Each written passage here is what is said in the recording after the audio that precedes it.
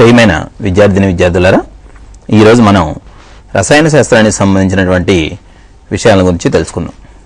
మనం ప్రకృతిలో అనేక రకాలైనటువంటి మార్పులు మనం చూస్తూ ఉంటాం. ఉదాహరణకు సముద్రంలో ఉండేటువంటి నీరు సూర్యరశ్మి వల్ల ఆవిరి చెంది నీటి ఆవిరి రూపంలో మేఘాలుగా మారి ఆ తర్వాత వర్షం కురుస్తూ ఉంది.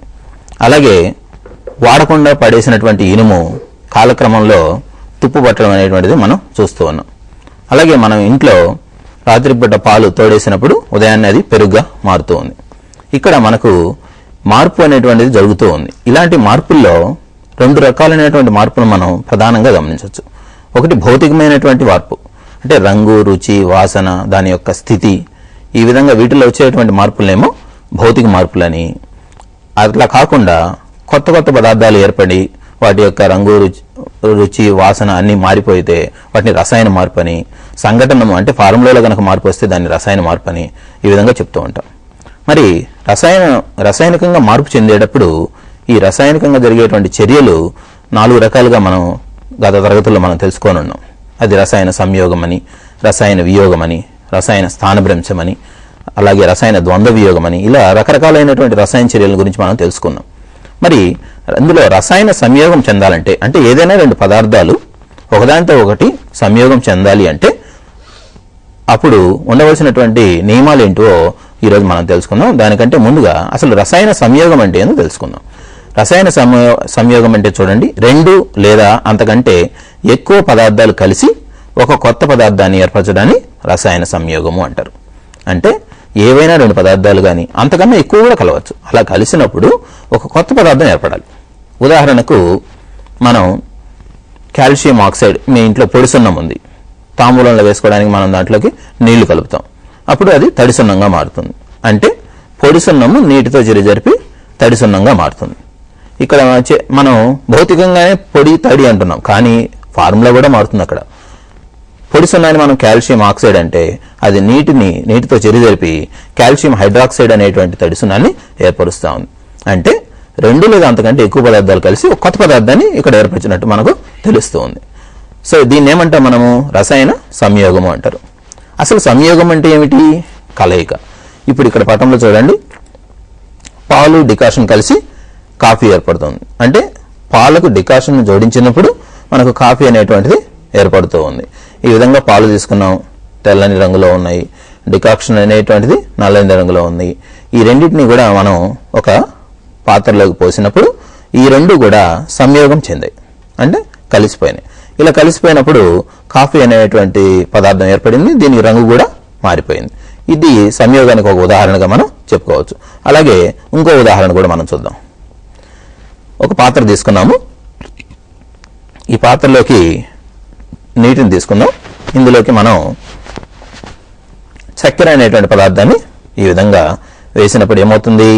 చక్కెర అనేది నీటిలో సులభంగా కరుగుతుంది. చక్కెర, ఉప్పు ఇవన్నీ కూడా సజాతీయ ద్రావణమైనటువంటి నీటిలో సులభంగా కరిగిపోతుంది. ఈ విధంగా కరగడానికి మనం ఈ విధంగా కడ్డీ పెట్టి తిప్పినప్పుడు ఈ చక్కెర అనేటువంటిది పూర్తిగా నీటిలో కరిగిపోయింది. అంటే చక్కెర అనేటువంటి పదార్థం నీటితో కలిసి చక్కెర ద్రావణము అనేటువంటి ఒక సంయోగ పదార్థాన్ని ఏర్పరిచినట్టుగా మనం తెలుసుకోవచ్చు.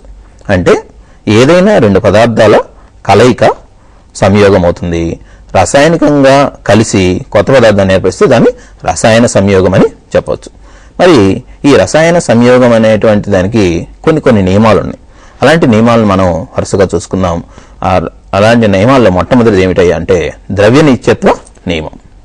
ఈ ద్రవ్య నిత్యత్వ నియమం ఏం చెబుతుంది ఒక్కసారి చూద్దాం. రసాయన చర్యల్లో పదార్థము నశించదు, అంటే నాశనం కాదు, జనించదు, కొత్తగా పుట్టేదేమీ ఉండదు. క్రియాజనకాల మొత్తం ద్రవ్యరాశి క్రియాజన్యాల మొత్తం ద్రవ్యరాశికి సమానము. దీన్ని ఏమన్నా మనం ద్రవ్య నిత్యత్వ నియమము అంటున్నాం. అంటే రసాయన చర్యల్లో ఏదైనా పదార్థం కొత్తగా ఏర్పడినప్పటికీ అదనంగా ఏర్పడేటువంటి పదార్థం ఏమీ ఉండదు. అలాగే కొంత పదార్థం నశించిపోయి మనకు ద్రవ్య నష్టం అనేటువంటిది కూడా జరగదు. ద్రవ్యరాశి అనేటువంటిది నాశనం కాదు, అలాగే కొత్తగా అదనంగా ఏమీ పుట్టదు. ఇది ఒక రూపంలో నుంచి ఒక రూపంలోకి మారుతుందే కానీ మొత్తంగా ద్రవ్యరాశిలో ఎటువంటి మార్పు ఉండదు అనేటువంటి దాన్ని ఈ ద్రవ్య నిత్యత్వ నియమం చెబుతా ఉంది.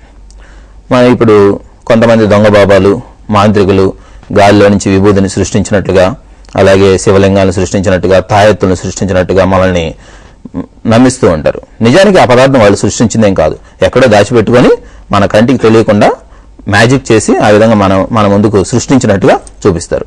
కాబట్టి వీళ్ళంతా చేసే ద్రవ్య నిత్యత్వ నియమానికి లోబడి కాదు, ఎక్కడో ఉన్నటువంటి పదార్థాన్ని వాళ్ళు తీసుకొచ్చి మనకు కనిపించకుండా చేసి ఆ తర్వాత మ్యాజిక్ చేసి వాళ్ళు సృష్టించినట్టుగా మహిమలు మాకున్నాయని చెప్పడానికి చెప్తూ ఉంటారు. అంటే సృష్టిలో ఉండేటువంటి పదార్థం మొత్తం కూడా స్థిరంగా ఉంటుంది. ఈ రసాయన చర్యల్లో పాల్గొన్నంత మాత్రాన పదార్థం నశించిపోవడం కానీ మరలా అదనంగా పుట్టడం కానీ ఉండదు. అది ఒక రూపంలో నుంచి ఒక రూపంలోకి మారిపోవడమే జరుగుతుంది. మరి క్రియాజనకాల మొత్తం ద్రవ్యరాశి ఏమన్నాడు అక్కడ చూడండి.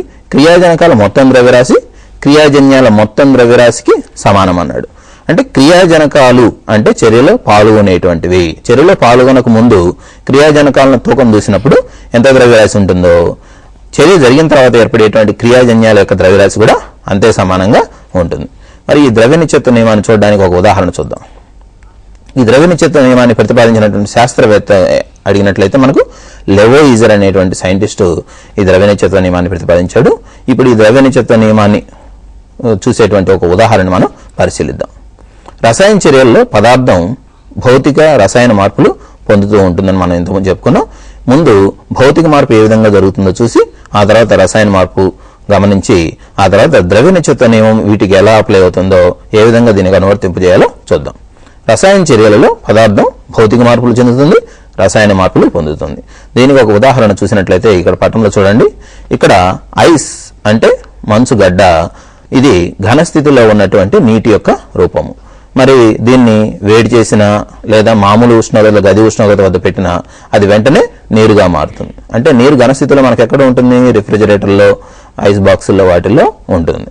అది 0 డిగ్రీ సెంటీగ్రేడ్ వద్ద మాత్రమే ఘనస్థితిలో ఈ విధంగా ఉంటుంది.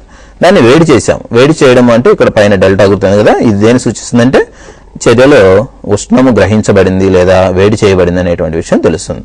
మరి గది ఉష్ణోగ్రత వద్దకు వచ్చేసరికి చూడండి, ఇది నీరుగా మారింది. ఇది ద్రవ రూపము. మరి నీటిని కూడా మరలా వేడి చేసామనుకోండి, అప్పుడు అది నీటి ఆవిరిగా మారుతుంది, అంటే వాయు రూపంలోకి మారుతుంది. ఈ మూడు రూపాలు కూడా భౌతిక మార్పును మనకు తెలియజేస్తాయి. అంటే ఘనస్థితి నుంచి ద్రవస్థితికి, ద్రవస్థితి నుంచి వాయుస్థితికి. ఇప్పుడు ఈ నీరు అనేటువంటి పదార్థం ఎలా ఏర్పడిందో చూద్దాం. అది రసాయన మార్పు అవుతుంది.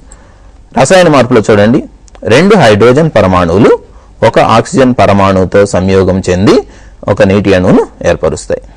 లేదా 2 హైడ్రోజన్ అణువులు 1 ఆక్సిజన్ అణువుతో చర్య జరిపి 2 నీటి అణువులను ఏర్పరుస్తూ ఉన్నాయి. ఈ చర్యను మనం గమనించినట్లయితే ఇది ఒక రసాయనిక మార్పుగా చెప్పవచ్చు. అంటే హైడ్రోజన్ అనేది ఆక్సిజన్తో చర్య జరపడం వలన నీరు అనేటువంటి ఒక కొత్త పదార్థం ఏర్పడింది. కాబట్టి నీరు ఏర్పడడం అనేది ఏమో రసాయన మార్పుగా తీసుకున్నట్లయితే, నీరు ఏర్పడిన తర్వాత వాటి యొక్క స్థితి మార్పులు ఘన స్థితి, ద్రవ స్థితి, వాయు స్థితిగా మారడం అనేది భౌతిక మార్పు కింద మనం చూడొచ్చు.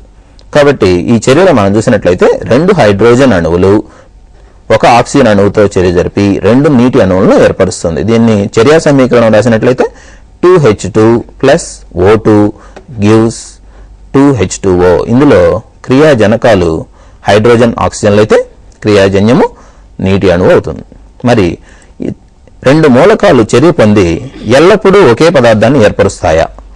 ఈ ప్రశ్న మనం ఆలోచించినట్లయితే 2 మూలకాలు చర్య పొందినప్పుడు ఎప్పుడు ఒకే పదార్థం ఏర్పరుస్తుందని అనుకోవడానికి లేదు.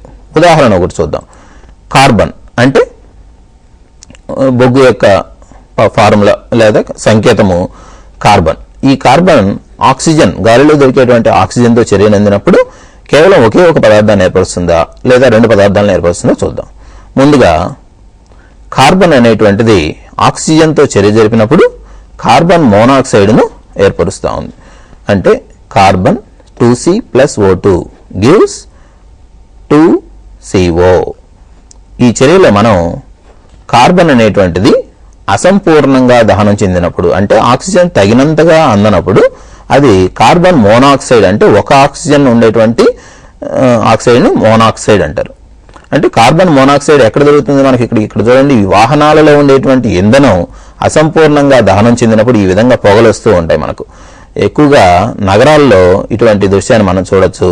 ఈ విధంగా కలుషితమైనటువంటి గాలిలో, ఈ కలుషితమైనటువంటి వాహనాల నుంచి వచ్చేటువంటి ఈ వాయువుల్లో ఖచ్చితంగా ఉండేటువంటిది కార్బన్ మోనాక్సైడ్. ఇది ఒక విషవాయువు.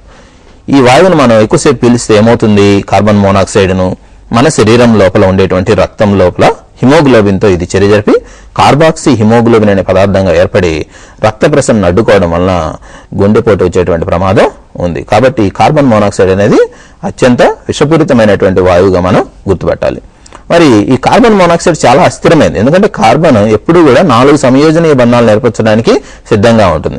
ఈ కార్బన్ మోనాక్సైడ్ ఏర్పడిన కొద్ది నిమిషాల్లోనే మరలా ఆక్సిజన్తో చర్య జరిపి కార్బన్ డైఆక్సైడ్గా ఏర్పడుతుంది. కాబట్టి వాహనాల యొక్క వెనుక భాగంలో మనం ఈ పొగ వచ్చేటప్పుడు మనం దూరంగా ఉంటేనే మంచిది. అలాగే ఈ కార్బన్ తగినంతగా ఆక్సిజన్ కనుక అందినట్లయితే, అంటే సఫిషియెంట్గా సంపూర్ణంగా ఆక్సిజన్ గాలిలో దానికి లభించినట్లయితే అది కార్బన్ డైఆక్సైడ్గా నేరుగా మారిపోతుంది. దానికి చూద్దాం. ఈ ప్రయోగంలో చూడండి, ఇక్కడ ఒక గాజు కుప్పలోనికి కార్బన్ అంటే బొగ్గు పదార్థాన్ని తీసుకున్నాడు. తర్వాత దీన్ని వేడి చేయడం మొదలుపెట్టాడు.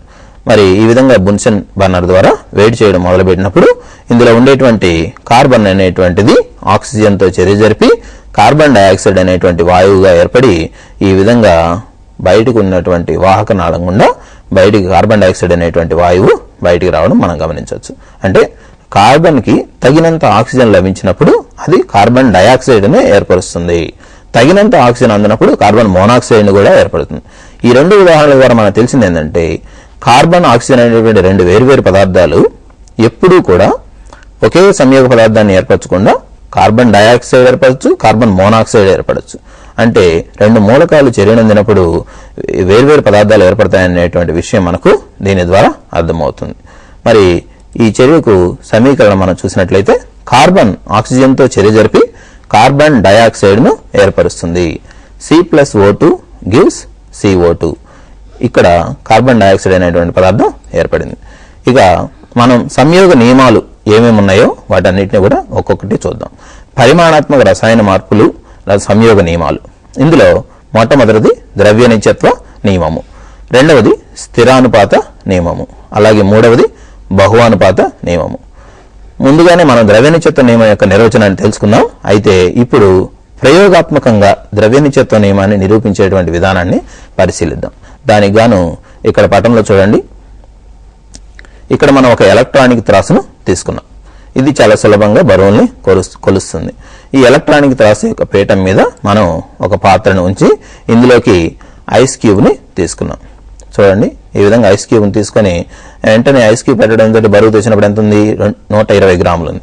ఇది క్రమంగా కరిగిపోయి ద్రవ రూపంలోకి మారిన తర్వాత కూడా అది 120 గ్రాములను చూపిస్తుంది, కానీ ఎక్కువ కానీ తక్కువ కానీ చూపించడం లేదు. అంటే పదార్థం యొక్క స్థితి మారినప్పటికీ ద్రవ్యరాశిలో ఎటువంటి నష్టము జరగదు. అలాగే ఇంకొక ఉదాహరణ చూద్దాం. ఇక్కడ చూడండి, ఇక్కడ కూడా ఎలక్ట్రానిక్ త్రాసులో ఒక గాజు కుప్పిలోనికి ఒక పరిష్ణాళిక అందించాడు. ఈ గాజు కుప్పి లోపల లెడ్ నైట్రేట్ ద్రావణం ఉంది. అలాగే పరిష్ణాళికలో పొటాషియం అయోడైడ్ అనేటువంటి ద్రావణాన్ని తీసుకున్నాడు. ఇతను ఈ ప్రయోగం చేసేటప్పుడు దీన్ని లోపల సంయోగం చెందిస్తున్నాడు. అంటే ఈ రెండు పదార్థాలు ఏమవుతున్నాయి, లోపల సంయోగం చెంది చూడండి ఇక్కడ పసుపు రంగులో ఉండేటువంటి పదార్థం ఏర్పడింది. అంటే ప్రెసిపిటేట్ ఇండికేట్స్ కెమికల్ రియాక్షన్, అంటే రసాయనిక చర్య జరిగింది అనడానికి అవక్షేపం ఏర్పడడం అనేటువంటిది ఒక ఉదాహరణ. ఇప్పుడు మళ్ళీ బరువు తెచ్చినప్పుడు చూడండి 158.2 గ్రాముల మొదటి ద్రవ్యరాశి ఉంది. చర్య జరిగిన తర్వాత కూడా అదే ద్రవ్యరాశి ఉన్నది. ఈ ప్రయోగాన్ని మరలా ఇంకొకసారి చూస్తే, ఒక రసాయన చర్యలో చర్య జరగక ముందు ఉండేటువంటి క్రియాజనకాల ద్రవ్యరాశి ఎంత ఉంటుందో చర్య జరిగిన తర్వాత ఏర్పడేటువంటి క్రియాజన్యాల ద్రవ్యరాశి సమానమని చెప్పడానికి ఈ విధంగా చూపిస్తూ ఉన్నాడు. ప్రారంభ ద్రవ్యరాశి 158.2 గ్రాములుగా ఉంది. ఇప్పుడు రసాయన చర్య జరుపుతున్నాడు, అంటే లోపల రెండు పదార్థాలను కలిపే ప్రయత్నం చేశాడు. ఇప్పుడు ఈ పసుపు రంగు అవక్షేపం ఏర్పడింది. ఈ విధంగా అవక్షేపం ఏర్పడిన తర్వాత రసాయన చర్య పూర్తయిన తర్వాత మరలా తిరిగి ఎలక్ట్రానిక్ త్రాసు మీద ఉంచినప్పుడు మరలా అంతిమ ద్రవ్యరాశి కూడా మనకు 158.2 గ్రాములు అనేటువంటిది ఈ విధంగా మనకు డిస్ప్లే అవుతుంది. ఈ చర్యకు ఒక సమీకరణాన్ని మనం చూసినట్లయితే PbNO3 twice plus 2Ki gives 2KNO3 plus PbI2. అంటే మనం తీసుకున్నటువంటి లెడ్ నైట్రేట్ ద్రావణానికి పొటాషియం అయోడైడ్ అనేటువంటి ద్రావణాన్ని కలిపినప్పుడు ఈ రెండు పరస్పరం వియోగం చెంది, ద్వంద్వ వియోగం చెంది ఒకదాని యొక్క అయాన్ని మరొక దానికి మార్చుకున్నాయి. ఇక్కడ లెడ్ కి నైట్రేట్ ఉంది, ఇక్కడికి వచ్చేసరికి అది పొటాషియం నైట్రేట్ గా మారింది.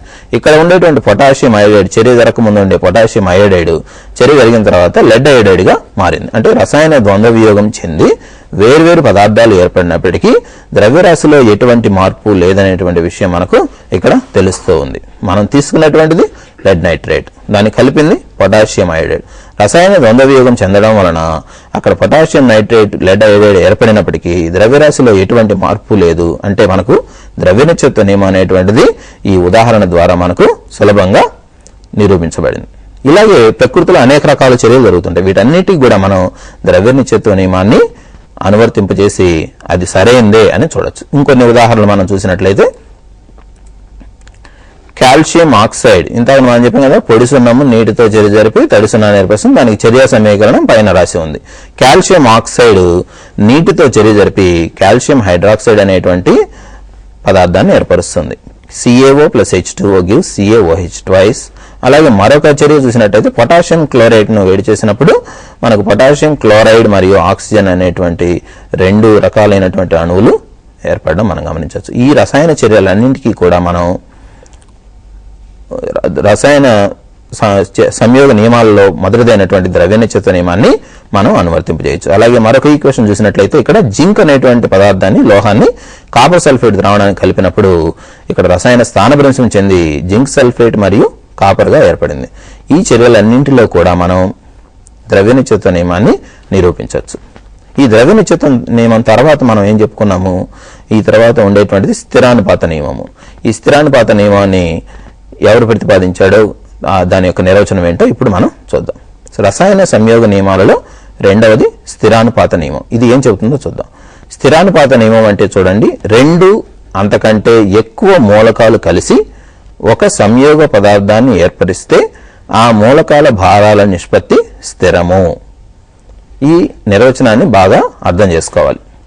రెండు అంతకంటే ఎక్కువ మూలకాలు కలిసి ఒక సంయోగ పదార్థాన్ని ఏర్పరిస్తే ఆ మూలకాల భారాల నిష్పత్తి స్థిరము.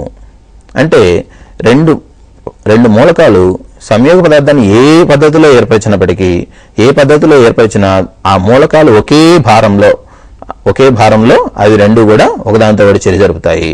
అలా వాటి యొక్క భారాల నిష్పత్తి ఎప్పుడు కూడా స్థిరంగా ఉంటుందని చెప్తుంది. ఇదే స్థిరానుపాత నియమం. మరి ఈ స్థిరానుపాత నియమాన్ని ప్రతిపాదించిన శాస్త్రవేత్త ప్రౌస్ట్ అనేటువంటి శాస్త్రవేత్త. ఈ స్థిరానుపాత నియమాన్ని మనం తెలుసుకోవడానికి ఒక ప్రయోగం చేద్దాం. ఇక్కడ మనం 2 తీగలను తీసుకున్నాం. ఈ 2 కూడా మెగ్నీషియం తీగలు. ఈ మెగ్నీషియం తీగలు రెండింటిని తీసుకున్నాం. వీటి యొక్క పొడవు, మొదటి దాని యొక్క పొడవు 0.5 సెంటీమీటర్స్ తీసుకుంటే రెండవ దాని యొక్క పొడవు 1 సెంటీమీటర్గా ఉంది. దీని యొక్క భారాన్ని మనం తూచినట్లయితే మొదటి దాని యొక్క భారము 3 గ్రాములు ఉంటే రెండవ దాని యొక్క భారము 6 గ్రాములు ఉంది. ఇప్పుడు ఈ 2 తీగలతో మనం స్థిరానుపాత నియమాన్ని నిరూపించే ప్రయత్నం చేద్దాం. ఈ మెగ్నీషియం తీగలను ఏం చేయాలంటే ఈ విధంగా 2 పింగాణి పడవలను తీసుకొని వీటిలోకి ఈ మనం ముందుగా బరువు తూచినటువంటి మెగ్నీషియం ముక్కలను, ఒకటి 3 గ్రాములు మరొకటి 6 గ్రాములు ఉంది. ఈ విధంగా 2 ముక్కలను తీసుకొని ఈ రెండింటిని కూడా వేరువేరుగా బున్సెన్ బర్నర్ల సహాయంతో వేడి చేయడం మొదలుపెట్టాం. ఇలా వేడి చేస్తే ఏమవుతుంది, మెగ్నీషియం గాలిలో ఉండేటువంటి ఆక్సిజన్తో మండి ఈ విధంగా మెగ్నీషియం ఆక్సైడ్ అనేటువంటి ఒక సంయోగ పదార్థాన్ని ఏర్పరుస్తూ ఉన్నాయి. ఈ చర్య పూర్తయిన తర్వాత, అంటే పూర్తిగా మెగ్నీషియం ఆక్సైడ్ ఏర్పడిన తర్వాత ఈ పింగాణి పడవలను తీసుకొని మరలా తిరిగి మొదటి తీగతో ఏర్పడినటువంటి మెగ్నీషియం ఆక్సైడ్ యొక్క భారాన్ని తూచాలి. ఇలా భారాన్ని తూచినప్పుడు ఎంత వచ్చింది చూడండి, 3.1 గ్రాములుగా వచ్చింది. రెండవ తీగతో ఏర్పడినటువంటి మెగ్నీషియం ఆక్సైడ్ భారాన్ని లెక్కగట్టినప్పుడు 6.2 గ్రాములు ఖచ్చితంగా ఉంటుంది. అంటే మొదటి దానికి రెట్టింపు రెండవ తీగతో ఏర్పడినటువంటి మెగ్నీషియం ఆక్సైడ్ భారం రెండవది మొదటి దానికి రెట్టింపుగా ఉంది. అంటే మనం మొదట తీసుకున్నటువంటి మెగ్నీషియం తీగ 3 గ్రాములు బరువు ఉన్నది, మెగ్నీషియం ఆక్సైడ్ భారం 3.1 గ్రాము అయితే, అలాగే మొదటి తీగ నుంచి 3.1 గ్రాముల మెగ్నీషియం ఆక్సైడ్ ఏర్పడితే రెండవ తీగతో 6.2 గ్రాముల మెగ్నీషియం ఆక్సైడ్ ఏర్పడింది. ఇప్పుడు ఈ భారాల నిష్పత్తిని మనం చూసినట్లయితే మొదటి తీగ మెగ్నీషియం ఆక్సైడ్ భారం 3.1 గ్రాము ఉంటే రెండవ తీగ 6.2 గ్రాములుగా మారిపోయింది. ఇక మెగ్నీషియం భారం 3 గ్రాములు అలాగే 6 గ్రాములుగా ఉంది. ఇప్పుడు ఆక్సిజన్ భారం, అంటే మెగ్నీషియం ఆక్సైడ్ భారంలో నుంచి మెగ్నీషియం భారాన్ని తీసివేయాలి. ఇలా తీసివేసినప్పుడు ఏమవుతుంది, 3.1 గ్రాముల నుంచి 3 గ్రాములు తీసేస్తే 0.1 గ్రాము, 6.2 గ్రాముల నుంచి 6 గ్రాములు తీసేస్తే 0.2 గ్రాములు. అంటే ఈ చర్య జరిపినటువంటి ఆక్సిజన్ భారాలను మనం లెక్కగట్టాం. ఇప్పుడు ఈ మెగ్నీషియము ఆక్సిజన్ల యొక్క భారాల యొక్క నిష్పత్తిని కనుక్కుంటే అది స్థిరంగా లేదా సమానంగా ఉంటుంది అనేది ఈ నియమం చెబుతుంది. ఇప్పుడు ఈ క్యాలిక్యులేషన్, అంటే ఈ లెక్క ఎలా చేసో చూద్దాం. మొదటి తీగకు సంబంధించినటువంటి మెగ్నీషియం భారము బై ఆక్సిజన్ భారము ఇలా చూసినట్లయితే దాని యొక్క విలువ 3/0.1. 0.1 అంటే 1/10 రాసుకుంటే హారానికి హారం లవంలోకి వెళ్ళిపోయి 3×10 30 అవుతుంది. అలాగే 6/0.2.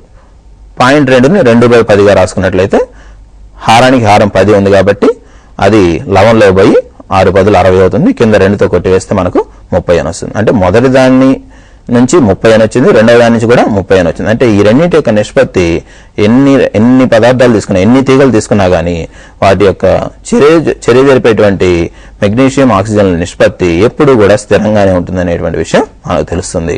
ఈ ప్రయోగం ద్వారా మనం స్థిరానుపాత నియమాన్ని నిరూపించాం. మరొక ఉదాహరణ ద్వారా స్థిరానుపాత నియమము సరైనది అని నిరూపిద్దామా?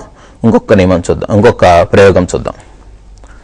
నీటిని వేరువేరు పద్ధతుల్లో తయారు చేసినప్పటికీ అందులోని మూలకాల భారాల నిష్పత్తి స్థిరంగా ఉంటుంది. ఇది మరొక ప్రయోగం. స్థిరానుపాత నియమాన్ని నిరూపించడానికి మరొక ప్రయోగం మనం చేస్తూ ఉన్నాం. ఇంతకు మనం చెప్పుకున్నాం, నీరు అనేటువంటిది ఒక సంయోగ పదార్థం. ఎలా ఏర్పడింది? అది హైడ్రోజన్ ఆక్సిజన్ల సంయోగ పదార్థం. హైడ్రోజన్ను గాలిలో మండించినప్పుడు ఆక్సిజన్తో చర్యనుంది, అది నీటిని ఏర్పరుస్తుంది. అంటే నీటిని వేర్వేరు పద్ధతుల్లో తయారు చేసినప్పటికీ అందులోని మూలకాల భారాల నిష్పత్తి స్థిరము. సాధారణంగా నీటిని 3 రకాలైనటువంటి పద్ధతుల్లో మనం తయారు చేస్తాం. ఈ 3 రకాల పద్ధతుల్లో తయారైనటువంటి నీటిని వాటి యొక్క అందులో ఉండేటువంటి హైడ్రోజన్ ఆక్సిజన్ భారాల నిష్పత్తి చూసినప్పుడు ఎప్పుడూ కూడా హైడ్రోజన్ ఆక్సిజన్ల భారము 2:1 గాను లేదా ఆక్సిజన్ హైడ్రోజన్ల భారము 1:2 గాను ఉంటుందని మనం నిరూపించవచ్చు. ముందుగా నీటిని వేర్వేరు పద్ధతుల్లో ఎలా తయారు చేస్తారో చూద్దాం. మొదటి పద్ధతి చూడండి. నీటిలో ఆక్సిజన్ హైడ్రోజన్ల ఘనపరిమాణాలు లేక భారాల నిష్పత్తి 1:2గా ఉంటుందని మనం చెప్పుకున్నాం. ఇప్పుడు మొదటి ప్రయోగంలో చూద్దాం. ఇందులో ముందు నీటి అణువు ఎలా ఏర్పడిందో ఇంతకుముందు చూసాం, ఒకసారి మళ్ళా చూద్దాం. నీటి అణువు 2 హైడ్రోజన్ పరమాణువులు 1 ఆక్సిజన్ పరమాణువుతో చర్యనుంది ఏర్పడుతుంది. హైడ్రోజన్ మండించడం అనేటువంటిది మొట్టమొదటి పద్ధతి. 2 హైడ్రోజన్ అణువులు ఒక ఆక్సిజన్ అణువుతో చర్య జరిపి 2 నీటి అణువులను ఏర్పరుస్తూ ఉంది. అంటే హైడ్రోజన్ మండించడం అనేటువంటిది నీటిని తయారు చేసే దాంట్లో ఒకనొక చర్య. ఇందులో హైడ్రోజన్ ఆక్సిజన్తో చర్య జరిపి నీటిని ఏర్పరిచింది. ఇక్కడ హైడ్రోజన్ అణువులు ఎన్ని తీసుకున్నాం? 2. ఆక్సిజన్ అణువులు ఎన్ని తీసుకున్నాం? 1. ఈ నిష్పత్తి ఎంత? 2:1. ఇక మరొక నీటి తయారు చేసేటువంటి పద్ధతిని మరొకదాన్ని చూద్దాం. బాగా వేడి చేసినటువంటి క్యూప్రిక్ ఆక్సైడ్ పైకి హైడ్రోజన్ వాయువును పంపడం ద్వారా కూడా మనం నీటిని పొందొచ్చు. ఇక్కడ చూడండి, ఇది ఈ టేబుల్ పైన ఉన్నటువంటి పింగాణి పడవ. దీనిలో క్యూప్రిక్ ఆక్సైడ్ అనేటువంటి పదార్థాన్ని మనం తీసుకున్నాం. ఈ క్యూప్రిక్ ఆక్సైడ్ అనేటువంటి పదార్థాన్ని మనం నెమ్మదిగా వేడి చేయడం మొదలుపెట్టాం. సో క్యూప్రిక్ ఆక్సైడ్ యొక్క ఫార్ములా ఏమిటి? CuO.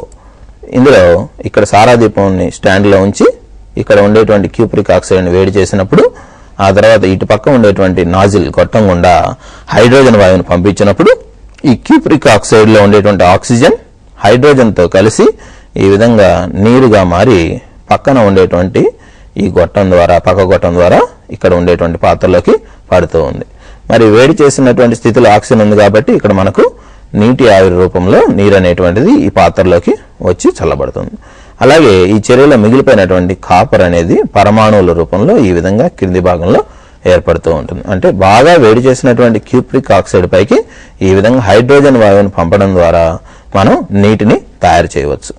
అలాగే మరొక పద్ధతి, ప్రకృతి సిద్ధమైనటువంటి పద్ధతి ఏమిటంటే ప్రకృతిలో లభించేటువంటి నీటిని స్వేదనం చేయడం, డిస్టిలేషన్ చేయడం ద్వారా నీటిని మనం స్వచ్ఛమైన నీటిని పొందవచ్చు.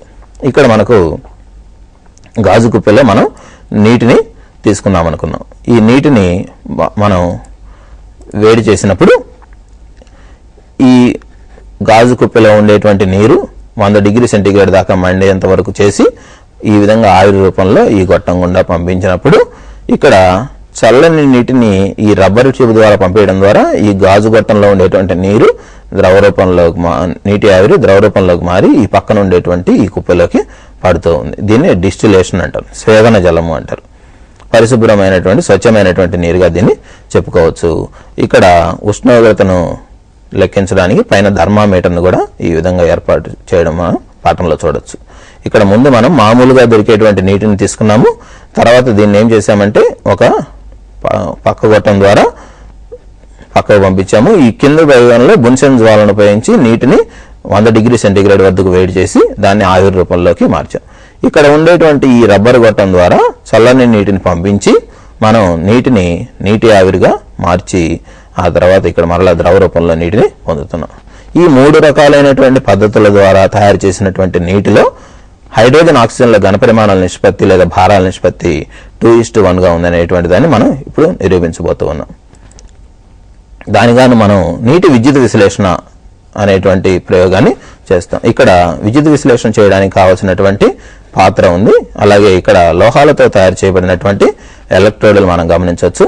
దీన్ని మనం ఒక బ్యాటరీకి అనుసంధానం చేసాం విద్యుత్ ప్రసారానికి అనుకూలంగా ఉండేటట్లు. ఇప్పుడు ఈ విద్యుత్ విశ్లేషణ చేసేటువంటి పాత్రలలో మనం నీటిని పోయాలి. ఈ విధంగా నీటిని పోసిన తర్వాత ఈ ఎలక్ట్రోడ్ల పైన బోల్డించినటువంటి గాజు గొట్టాలను ఏర్పాటు చేయాలి. ఈ విధంగా 2 గొట్టాలను ఏర్పాటు చేయాలి. ఇప్పుడు ఈ నీటి గుండా మనం విద్యుత్తును పంపేయడం అనేటువంటిది ప్రారంభించినప్పుడు ఈ విధంగా విద్యుత్ ప్రసారం అనేటువంటిది జరిగి ఇక్కడ వలయాన్ని పూర్తి చేసినప్పుడు ఇందులో గుండా విద్యుత్ ప్రసరణ అనేటువంటిది జరుగుతూ ఉంది. అలా విద్యుత్ ప్రసరణ జరుగుతూ ఉన్న సమయంలో మనకు ఈ గొట్టాల దగ్గర పై భాగంలో హైడ్రోజన్ ఆక్సిజన్ అనేటువంటి వాయువులు వెలువడడం అనేది మనం గమనిస్తూ ఉన్నాం. ఇది నీటి విద్యుత్ విశ్లేషణ. ఈ విధంగా విద్యుత్ విశ్లేషణ చెందినప్పుడు వచ్చినటువంటి హైడ్రోజన్ ఆక్సిజన్లు ఏ నిష్పత్తిలో ఉన్నాయో లెక్కించినప్పుడు అవి 2:1 గా ఉన్నట్లు మనకు తెలుస్తూ ఉంది. ఇక్కడ చూడండి, ఈ గొట్టంలో వెలువడేటువంటిది హైడ్రోజన్, ఇటుపక్క గొట్టంలో వెలువడేటువంటిది ఆక్సిజన్. ఈ హైడ్రోజన్ ఆక్సిజన్లు వెలువడేటువంటి వాయువుల యొక్క ఘనపరిమాణాల నిష్పత్తిని లెక్కగట్టినప్పుడు మనకు 2:1 గా ఉన్నట్టు తెలుస్తుంది. నీటిలో ఆక్సిజన్, హైడ్రోజన్ ఘనపరిమాణాల లేదా భారాల నిష్పత్తి 1:2 గా ఉండును. అంటే ఆక్సిజన్ 1 భాగం ఉంటే హైడ్రోజన్లు 2 భాగాలుగా ఉంటాయి. ఇక 3వ నియమం అయినటువంటి బహువానుపాత నియమం గురించి తెలుసుకుందాం. బహువానుపాత నియమము స్థిర భారం గల ఒక మూలకముతో చర్య పొందే వేరొక మూలకం యొక్క భారాలు సరళ పూర్ణాంక నిష్పత్తిలో ఉంటాయి. రసాయన సంయోగ నియమాలలో మూడవ దాని గురించి మనం చెప్పుకుంటూ ఉన్నాం. దాని పేరు బహువానుపాత నియమము. స్థిర భారము గల ఒక మూలకముతో చర్య పొందే వేరొక మూలకం యొక్క భారాలు సరళ పూర్ణాంక నిష్పత్తిలో ఉంటాయి. అంటే రెండు మూలకాలు ఒకదానితో ఒకటి చర్య చెందినప్పుడు ఒక మూలకంతో వేరొక మూలకం చర్య పొందేటువంటి భారాలు సరళ పూర్ణాంక నిష్పత్తిలో ఉంటాయి. అంటే పూర్ణాంకాలుగానే ఉంటాయి కానీ పూర్ణ సంఖ్యలుగా కానీ లేదా అకలనీయాలుగా కానీ ఉండవు. అంటే 1, 2, 3 అలా పూర్ణాంకాలుగానే ఉంటాయి. మనకు పూర్ణాంకాలు అంటే 0 నుంచి మొదలవు. 0, 1, 2, 3 ఈ విధంగా సరళ పూర్ణాంక నిష్పత్తిలో ఉంటాయే కానీ 1.3, 1.5 అలా పూర్ణ సంఖ్యలుగా కానీ లేదా మరే ఇతర అకలనీయ సంఖ్యలుగా కానీ ఉండవు అని చెప్తూ ఉన్నాడు. దీన్ని మనం ఈ నియమాన్ని అర్థం చేసుకోవడానికి ఒక ప్రయోగం చేస్తే మనకు సంపూర్ణంగా అర్థమవుతుంది. బహువానుపాత నియమాన్ని మరి ప్రతిపాదించినటువంటి శాస్త్రవేత్త జాన్ డాల్టన్. ఈ జాన్ డాల్టన్ బ్రిటన్ దేశానికి చెందినటువంటి ప్రఖ్యాత శాస్త్రవేత్త. మనకు పరమాణు సిద్ధాంతాన్ని కూడా ఈయనే నిరూపించాడు. ఆయనే ప్రతిపాదించి ఆ తర్వాత దాంట్లో పరమాణులో ఉండేటువంటి మౌలికమైనటువంటి విషయాలను కూడా తెలియజేసినటువంటి జాన్ డాల్టన్ బహువానుపాత నియమాన్ని గురించి ఆయన పరిశోధన చేసి అనేక విశేషాలు కనిపెట్టాడు. బహువానుపాత నియమాన్ని ప్రతిపాదించినటువంటి శాస్త్రవేత్త జాన్ డాల్టన్.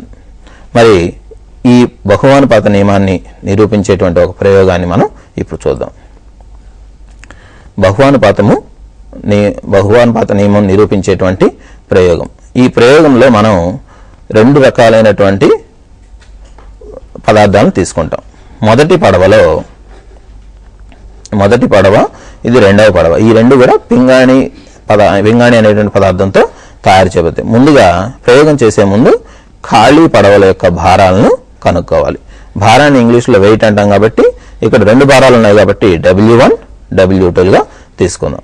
మరి ఇందులోకి మనం ఏ పదార్థాన్ని తీసుకోవాలి అనేది చూద్దాం.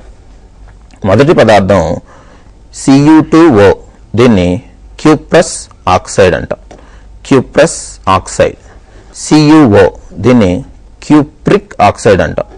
ఈ రెండింటికి చూడండి, కాపర్ 2 పరమాణువులు ఆక్సిజన్తో కలిస్తే క్యూప్రస్ అని, ఒక కాపర్ ఒక ఆక్సిజన్ పరమాణుతో జరిపితే క్యూప్రిక్ ఆక్సైడ్ అని పిలుస్తాం. ఫార్ములాలో తేడా మనం గమనిస్తే Cu2O క్యూప్రస్ ఆక్సైడ్ గాను, CuOని క్యూప్రిక్ ఆక్సైడ్ గాను మనం గుర్తుపెట్టుకోవాలి. ఇక్కడ ఖాళీ పడవ భారాలను మనం లెక్కించాం కదా. తర్వాత ఈ విధంగా పదార్థాలను తీసుకున్న తర్వాత కూడా భారాలను లెక్కిస్తే వాటిని W3, W4లుగా తీసుకున్నాం. అంటే మనం తీసుకునేటువంటి పదార్థం యొక్క భారం కావాలంటే ఏం చేయాలి? పడవ మరియు ఆక్సైడ్ భారాల్లో నుంచి ఖాళీ పడవ యొక్క భారాన్ని తీసివేయాలి. ఖాళీ పడవ భారం W1, పడవ మరియు ఆక్సైడ్ల భారం W3, ఆక్సైడ్ భారం W3లో నుంచి W1 తీసేస్తే ఎంత వస్తుందో దాన్ని P గ్రాములుగా మనం తీసుకుందాం. ఇక క్యూప్రిక్ ఆక్సైడ్ దీన్ని యొక్క ఖాళీ పడవ భారం W2, పడవ మరియు ఆక్సైడ్ భారం వచ్చేసి W4 అయితే ఆక్సైడ్ భారం W4 - W2 అంటే దీన్ని Q గ్రాములుగా మనం తీసుకున్నాం. ఇప్పుడు ఈ ప్రయోగాన్ని మనం మొదలు పెడుతున్నాం. ఈ ప్రయోగం చేయడానికి మనకు ఒక దహన నాళిక అనేటువంటిది ఈ విధంగా పొడుగ్గా ఉండేటువంటి ఒక గాజు నాళిక, 2 వైపులా తెరిచి ఉంచినటువంటి గాజు నాళికను మనం తీసుకోవాలి. పొడవుగా కొంచెం విశాలంగా పింగాణి పడవలు దీనిలో అమర్చేంత వీలుగా ఉండేటువంటి దహన నాళికను తీసుకోవాలి. దహన నాళిక అంటే దహనం చెందడానికి ఉపయోగపడేటువంటి పదార్థాన్ని దహనం చెందడానికి ఉపయోగపడేది. ఈ దహన నాళిక లోపలికి ముందుగా మనం బరువు తూచినటువంటి పడవ ప్లస్ ఆక్సైడ్ భారం తూచాం కదా, ఆ పడవను క్యూప్రస్ ఆక్సైడ్ నిండినటువంటి పడవలను ఇందులో ప్రవేశపెట్టాలి. ఈ విధంగా ప్రవేశపెట్టిన తర్వాత ఒంటి రంధ్రపు రబ్బరు బెరడాలను 2 వైపులా బిగించి వేయాలి. ఈ ఒంటి రంధ్రం గుండా రబ్బరు బెరడా గుండా గాజు గొట్టాలను అమర్చాలి. అంటే ఏదో ఒక వాయువును ఇందులో పంపడానికి మనం ఈ ఏర్పాటును చేస్తూ ఉన్నాం. ఇప్పుడు 2 బున్సెన్ జ్వాల పరికరాలను తీసుకొని 2 పింగాణి పడవలను వేడి చేస్తూ అదే సమయంలో హైడ్రోజన్ వాయువును ఈ గొట్టం ద్వారా పంపినప్పుడు ఒక గొట్టం గుండా హైడ్రోజన్ వాయువు వెళ్లి ఇక్కడ బాగా మండుతూ ఉన్నటువంటి క్యూప్రిక్ ఆక్సైడ్లతో చర్య జరిపి అందులో ఉండేటువంటి ఆక్సిజన్తో సంయోగం చెంది పక్క గొట్టం గుండా బయటికి నీటి ఆవిరి రూపంలో వస్తూ ఉంది. ఈ విధంగా కొంతసేపటికి చర్య జరిగేసరికి క్యూప్రస్ ఆక్సైడ్ మరియు క్యూప్రిక్ ఆక్సైడ్లో ఉండేటువంటి ఆక్సిజన్ మొత్తం హైడ్రోజన్తో చర్య జరిపి నీటి ఆవిరి రూపంలో బయటకు వచ్చేస్తుంది. ఈ చర్యలో చివరకు మనకు కాపర్ మాత్రమే మిగులుతుంది. రెండింటిలోనూ కాపర్ మాత్రమే మిగులుతుంది. ఇప్పుడు మనం ఈ చర్య అయిపోయిన తర్వాత చర్య జరిగిన తర్వాత మిగిలిపోయినటువంటి కాపర్ను ఇక్కడ మనం చూడొచ్చు. అంటే ఇది క్యూప్రస్ ఆక్సైడ్ క్యూప్రిక్ ఆక్సైడ్ని తీసుకున్నాము. అవి హైడ్రోజన్తో చర్య జరిపి నీటి ఆవిరిగా మారిపోయినాయి. ఇప్పుడు మిగిలిపోయింది ఏమిటి? కొట్టి కాపర్, అంటే మన రాగి లోహాన్ని కాపర్ అంటాం. చర్య తర్వాత మిగిలిపోయినటువంటి కాపర్ ఇది. ఈ తర్వాత ఈ పింగాణి పడవలను చల్లార్చి మనం ఏం చేయాలంటే వీటి యొక్క భారాన్ని కూడా మనం లెక్కగట్టాలి.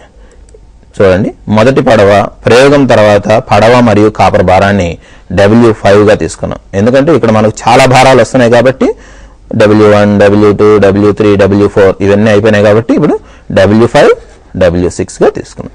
అంటే ప్రయోగం జరిగిన తర్వాత పడవ మరియు కాపర్ భారాలు రెండింటిని లెక్కించినప్పుడు కలిపి లెక్కించినప్పుడు మొదటి పడవ యొక్క భారము W5, రెండవ పడవ యొక్క భారము W6గా కాపర్తో కలిపి లెక్కించాలి. ఇక మొట్టమొదటి మనం పడవ భారాన్ని లెక్కించాం కదా W1, W2 అని. ఇప్పుడు ప్రయోగం తర్వాత కాపర్ భారం తెలుసుకోవడానికి పడవ యొక్క భారాన్ని తీసేయాలి. W5 మైనస్ W1 ఇది ఏ గ్రాములుగా వచ్చిందని అనుకుందాం. ఇక W6లో నుంచి W2 తీసివేస్తే ఇది B గ్రాములుగా వచ్చింది అనుకుందాం. ఈ ఏబీలు దేన్ని తెలియజేస్తాయంటే ప్రయోగం తర్వాత మిగిలిపోయినటువంటి కాపర్ భారం. ఇప్పుడు మనం కాపర్ భారం లెక్కగట్టాము, అలాగే చర్యలో పాల్గొన్నటువంటి ఆక్సిజన్ భారాన్ని లెక్కగట్టాము. ఇప్పుడు తర్వాత దాంట్లో మనం ఏం చేస్తామంటే ఆక్సైడ్ యొక్క భారాన్ని రాసుకుందాం. ఆక్సైడ్ భారం W3 మైనస్ W1 సూత్రం ప్రకారం P గ్రాములుగా వచ్చింది. W4 మైనస్ W2 సూత్రం ప్రకారం Q గ్రాములు వచ్చింది. కాపర్ భారము చివరిలో మనం కనుక్కున్నాం. అంటే వేడి దహనాళికలో దహనం చెందిన తర్వాత పింగాణి పడవలో మిగిలిపోయినటువంటి కాపర్ భారాన్ని మనం లెక్కగట్టాం. W5 మైనస్ W1 అదెంత? A గ్రాములుగా వచ్చింది. W6 మైనస్ W2 ఇదేమో B గ్రాములుగా వచ్చింది. ఇక ఆక్సిజన్ భారం ఎలా వస్తుంది అంటే ఆక్సైడ్ భారంలో నుంచి కాపర్ భారాన్ని తీసివేయాలి. ఆక్సైడ్ భారం P, అందులో నుంచి A తీసివేస్తే చర్యలో పాల్గొన్నటువంటి ఆక్సిజన్ యొక్క భారం P మైనస్ A X గ్రాములని వస్తుంది.